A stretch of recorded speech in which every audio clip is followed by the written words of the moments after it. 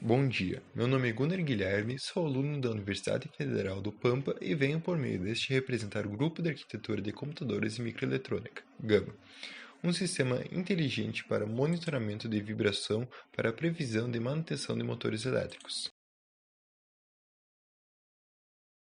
A análise de vibrações em máquinas elétricas rotativas é aplicada para a predição do melhor momento para a realização da manutenção, permitindo evitar paradas desnecessárias na produção, evitando desmontagens desnecessárias para a manutenção, aumentando assim a vida útil da máquina, a confiabilidade da planta industrial e também promovendo a redução dos custos com manutenção. Toda máquina possui um certo nível de vibração associada a si, que pode ser assumida como a sua assinatura espectral. A assinatura espectral consiste no espectro de frequência obtido aplicando a transformada de Fourier no sinal de vibração coletado da máquina quando ela está operando em condições normais. A assinatura espectral da máquina deve ser coletada no início do ciclo de vida da máquina, para que o sinal seja o mais puro possível, não possuindo ruídos ou interferências causadas pelo uso. Essa assinatura espectral servirá como referência para a comparação de outras medidas tomadas ao longo de vida da máquina. Ao longo do ciclo de vida de uma máquina elétrica, sua assinatura espectral é modificada por disfunções capazes de causar defeitos ou até paradas da máquina se não corrigidas. Essas mudanças podem ser de origem mecânica ou elétrica.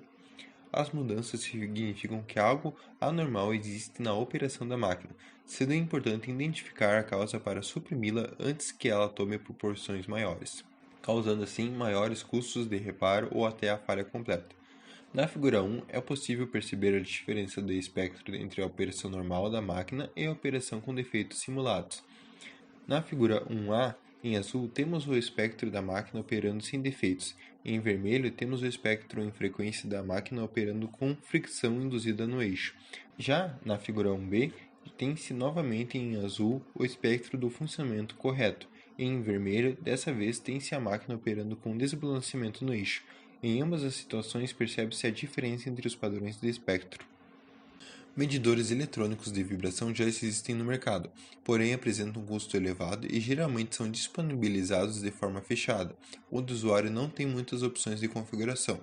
A implementação de um novo sistema para medição de vibração tem o objetivo de oferecer uma alternativa mais acessível em termos de custos e que permita a configuração do número de sensores que podem ser utilizados, permitindo assim uma fácil adaptação do sistema às mais diversas aplicações. O sistema implementado consiste em 6 acelerômetros do tipo MPU-650, um microcontrolador, um módulo Bluetooth, um módulo RTC e Real-Time Clock e duas interfaces de comunicação. Os dados de aceleração são coletados através de acelerômetros, que fornecem a aceleração linear dos eixos x, y e z. Cada sensor pode ser ativado ou desativado conforme a necessidade através de chaves. Os sensores são lidos e configurados por um microcontrolador, que processa a informação linear de aceleração, fornecidas pelos acelerômetros, e as informações de tempo correspondentes fornecidas por um RTC, e, posteriormente, envia para o dispositivo final, o computador. No computador, usamos um programa desenvolvido por nós mesmos para processar e salvar dados de aceleração e tempo. O microcontrolador configurável utiliza a arquitetura Pumpium e foi implementado na placa de desenvolvimento Altera FPGA-DE2.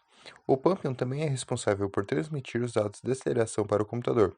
A comunicação entre os sensores e o Pumpium é feita através de um protocolo de comunicação, I2C, enquanto a interface entre o Pumpium e o módulo Bluetooth são realizadas através do protocolo de comunicação RS-232. Finalmente, a comunicação com o computador é feita através do protocolo Bluetooth. Esta é uma imagem do protótipo do sistema implementado, onde podemos ver os 6 acelerômetros, o módulo Bluetooth e RTC, e a placa de desenvolvimento onde foi implementado o microcontrolador Pumpium. No computador, implementamos uma interface em Python para leitura e processamento dos dados recebidos do protótipo. Através dessa interface, é possível visualizar os dados de aceleração dos 3 eixos plotados em tempo real, o número de sensores ativos e a taxa de aquisição do sistema. Para automatizar o processo de identificação de problemas em máquinas, desenvolvemos um programa para detectar automaticamente possíveis desvios do espectro. Para essa aplicação, primeiramente aplicamos a transformada de Fourier aos dados de aceleração para mudar de domínio do tempo para domínio de frequência. Posteriormente, os dados da amostra de máquinas defeituosas e não defeituosas são salvos para fins de treinamento de um modelo de previsão automática com base na classificação. Para essa aplicação, utilizamos um algoritmo chamado XGBoost para a previsão automática. A figura mostra o sistema de teste usado para simular falhas em máquinas elétricas. O acelerômetro está conectado ao motor DC, analisando e detectando a vibração quando a máquina está ligada. Essa vibração tem diferentes padrões de comportamento, quando estiver funcionando corretamente ou com algum defeito. Para coletar os dados com diferentes problemas, induzimos erros na máquina. O primeiro erro é a introdução de uma massa para induzir o desequilíbrio no eixo, como pode ser visto na seta indicada pela figura A. Introduzimos diferentes massas em diferentes posições no eixo, com o objetivo de capturar dados de diferentes condições de desequilíbrio. Outro erro induzido foi atrito ou fricção no eixo, conforme ilustrado na seta da figura B. Introduzimos peças de metal e plástico contra o eixo para induzir fricção, induzindo assim diferentes padrões de vibração causada por fricção. O conjunto de dados para treinamento do modelo possui 40.900 conjuntos de pontos para a classe correta, 32.111 para a classe de problemas de desequilíbrio e 15.957 para a classe de problemas de atrito do eixo. O conjunto de dados possui 7.772 conjuntos de pontos para a classe correta, 8.881 para a classe de desbalanceamento e 7.270 para a classe de atrito do eixo.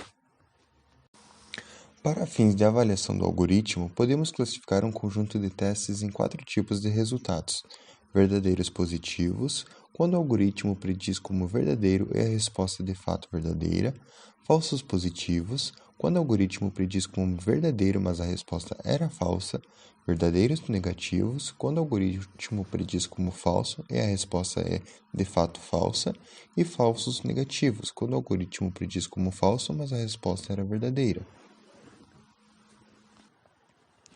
Uma métrica simples é medir a precisão do algoritmo, dividindo o total de verdadeiros positivos por verdadeiros positivos mais falsos positivos.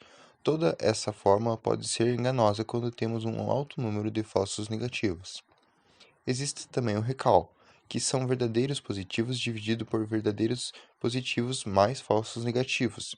Essa fórmula pode ser enganosa em caso de muitos falsos positivos. Para isso, existe o F1 score, é ao mesmo tempo entre os dois. Assim, usamos as 3 métricas para avaliar o algoritmo. A tabela ilustra o desempenho do algoritmo em cada uma das 3 classes. Podemos observar que para todos os casos o algoritmo obteve um resultado próximo a 100%. Apenas por essa tabela é possível observar que há um erro de 2%, que faz confusão do desbalanceamento com o motor funcionando corretamente. Para obter um melhor resultado, ao invés de simplesmente inferir qual classe o motor está operando, correta, desbalanceamento ou roçamento, podemos calcular a probabilidade de cada classe. A figura demonstra a probabilidade do motor estar operando em cada classe ao longo do tempo. A primeira área em cada figura é quando o motor estava operando corretamente. A segunda é quando o motor estava com desbalanceamento e a terceira com roçamento. A figura atual ilustra o software funcionando em tempo real e predizendo a probabilidade de estar com algum problema. Neste caso, o motor está operando com roçamento no eixo. O sistema implementado pode ser personalizado, permitindo a configuração do número de sensores. Isso permite a adaptação para inúmeras aplicações. A comunicação entre o equipamento e o computador sem uso de fios pelo protocolo Bluetooth facilita a integração do sistema e permite o uso em vários cenários de aplicativos. O algoritmo é capaz de reconhecer o padrão de diferentes problemas em uma máquina, provendo possíveis problemas em tempo real, permitindo uma melhor organização da manutenção e diminuindo os custos. Desde já, agradeço pela atenção. Muito obrigado.